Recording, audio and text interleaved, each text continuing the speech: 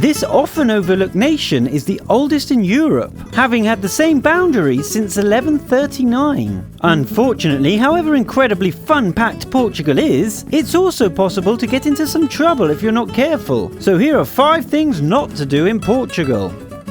Know before you go. 1. Don't speak Spanish. Portuguese people speak Portuguese, which is an entirely different language than Spanish. A Portuguese person may get annoyed if you assume they're close enough to pass. Also, Portuguese people are not Hispanic. 2. Don't miss the surf.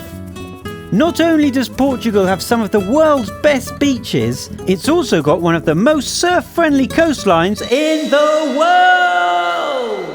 Nearly 500 miles long, the Portuguese coastline boasts solid surf all year round. 3. Don't go in July or August.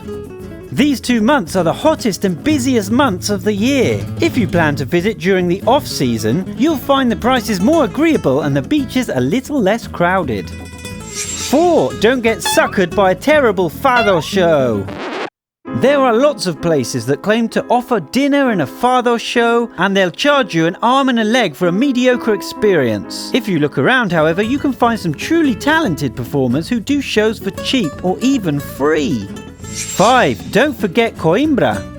If you'd like to visit a place that's simply dripping with old world charm, Coimbra is it. You should plan to stay for at least a few days and wander around the beautiful little town that's home to one of Europe's oldest universities.